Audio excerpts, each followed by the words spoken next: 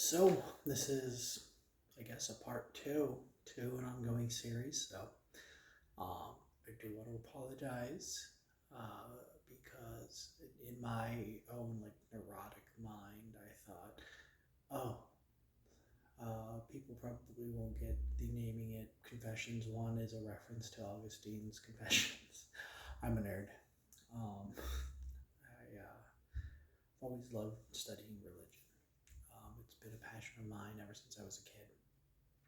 I did want to grow up to be a pastor originally, um, before I left the church, and I still very deeply in love with the idea of Christianity. I'd say I'm very deeply in love with Jesus, actually, to be perfectly candid. You can call me gay for Jesus if you want, but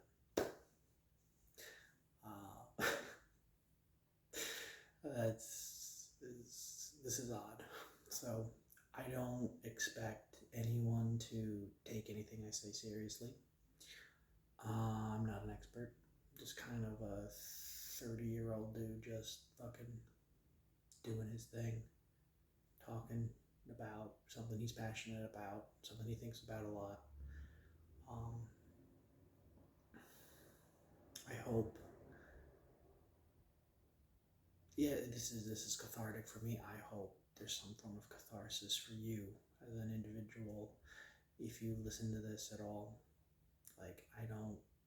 None of this is meant as proselytizing or anything like that. I think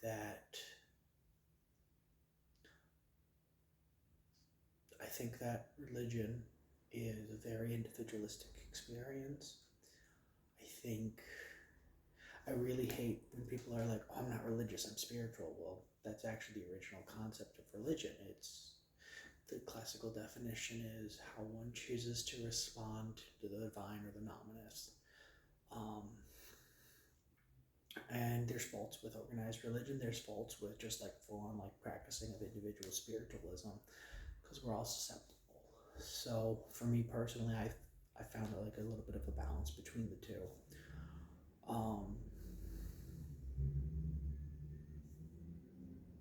It's chaos and order, man. It's yin and yang.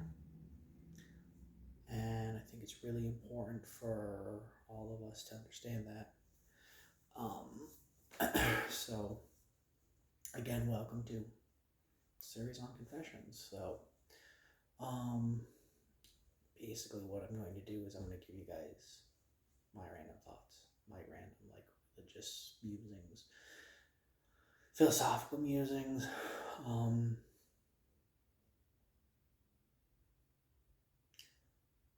I think words have a lot of power. I think that we don't talk about this enough. So, named Benjamin. Everybody knows a Ben. Everybody knows of a Ben, something of that nature. In Hebrew culture, in a lot of cultures that we've tended to have forgotten, there's a tremendous significance in names. And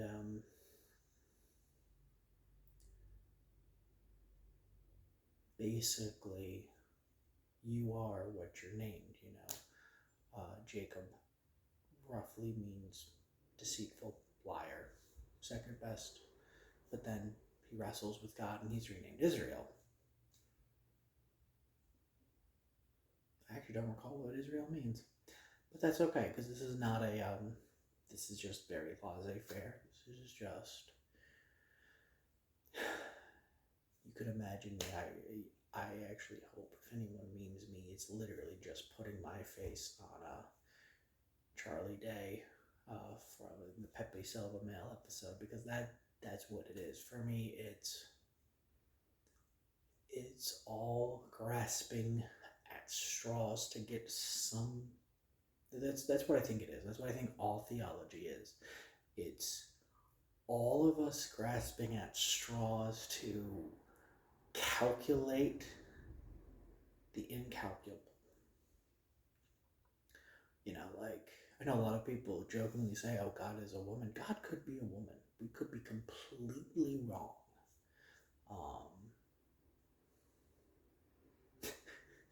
But um, I think for my basis, I really feel strongly in the absolute necessity of a Jesus Christ, of a Savior figure, because I think it's absolutely necessary for us in order for us to transcend to a higher plane in evolutionary speaking. I think we need a being from a higher dimension making opportunities for us. Like I said, this is probably the ravings of a madman, but that's okay. You guys gotta weigh what I say off of your own conscience. That was my brother if you heard that, but it'd be funny if you didn't. And I just brought attention to that.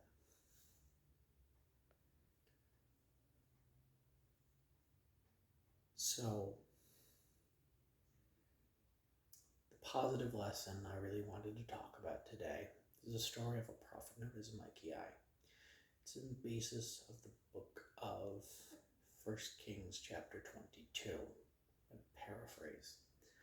Basically, the king of Israel, Ahab, got together with the king of Judah, Jehoshaphat, and they're like, oh, let's go to war against the country of Aram. I could be wrong on that, but I briefly looked it over before recording. And Jehoshaphat's like, okay, yeah, let's make sure we're right. Let's make sure we're in line with God's will before we do that. Now, Ahab, if you know of him in any way, shape, or form, that's basically, he's not a godly man. He does not listen to the Lord. Debate that amongst yourselves, whatever that means. So he brings out his own prophets, and they say, you will gore the king of Aram like a bull and all this. Jehoshaphat sees through it.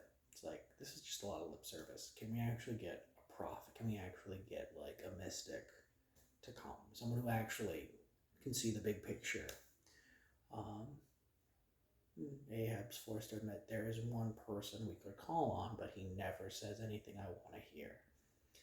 And really, that's the important lesson that I wanted to emphasize.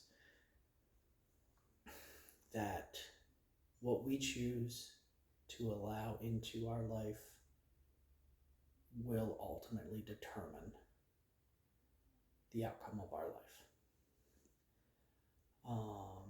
If we choose to let negativity into our life, we'll be negative. If we choose to listen to lies, be negative. The prophet Micaiah comes forward. It's like, basically God's been planning on killing you, and so he had a group of people basically decide, like a group of his angels, like saying, we could do this, we could do this. One of them's like, I'm just gonna put a lying spirit into his prophets. Remember, his prophets are like, hoorah, go team, go team, go team. We're gonna gore them like bulls. It actually talks about how they have like horns and they're like doing weird shit. Like, just imagine a bunch of like people in like weird dresses being like, yeah, like, I kid you not, they're like literally doing this weird fucking dance. And so they go against the king of Aram. Micaiah gets locked up because he's like, yeah, you're being lied to, don't fucking do this. Micaiah gets locked up. It's one of the last times we ever hear about him canonically. Again, going just off of the Bible, I haven't actually looked into too much like Kabbalah or anything else like that. Like, I don't actually have the text, and I don't trust like Wikipedia entirely. It's on my to-do list. So, and eventually Ahab dies because of that. So, two lessons I always take out of this story is you need to be willing to say things people don't want to hear, but you know are true. Because you just got to be authentic. You got to do your things the right way. You know, if you feel instinctually, if you feel like in your gut, like something's bad, say something. Words have power. People may not like what you have to hear. Like, Ahab just wanted to listen to people that only wanted to tell him what he wanted to hear. And rightly so, he was removed from power. Like, this is like the guy that was hunting the prophet Elijah because he was a Baal worshiper, things of that nature. Baal worship was really fucked up, man. Like, a lot of human sacrifice and shit.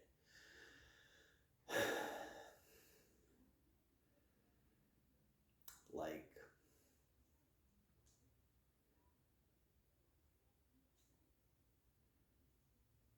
I don't know, kind of, I think God talking about vengeance is a little less distasteful when you understand that people were being sacrificed alive. And of course, I could be wrong. People could be like, the Baal worshiper, they never did that. I'm fairly confident that was a practice, but totally could be wrong. Apologize if I am. You know, people will call me out. I'm not going to read it. But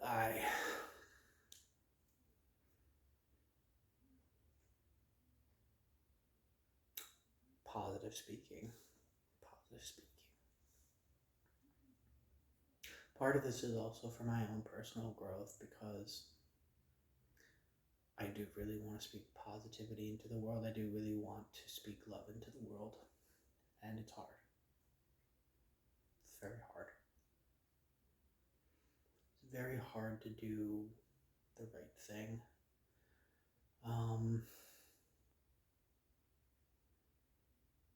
When you're not going to get any type of reward out of it, it's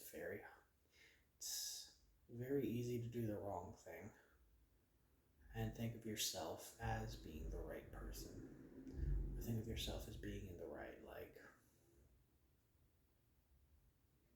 I struggle with that a lot.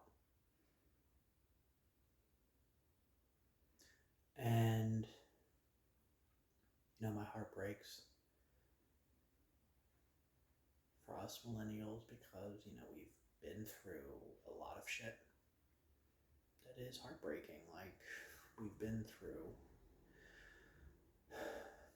9/11, we've been through the COVID lockdowns, things of that nature, and just like, I don't know if this will reach anybody that needs to hear it. I hope it does, because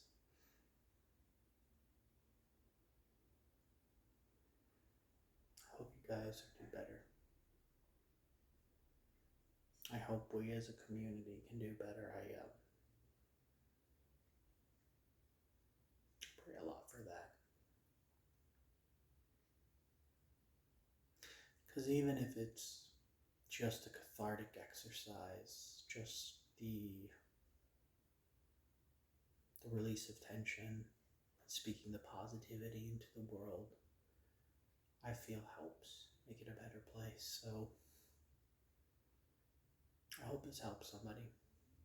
I know it's helping me a little bit. I know it's helping me focus and do something more meaningful.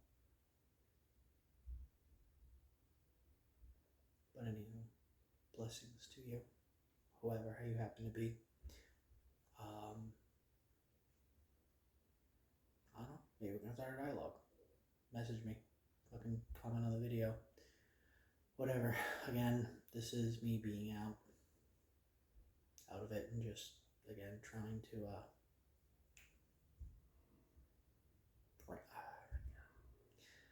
I have some of the worst endings. I don't know. Just this damn rambling. Well, thank you for listening to this man ramble on about something he's very passionate about.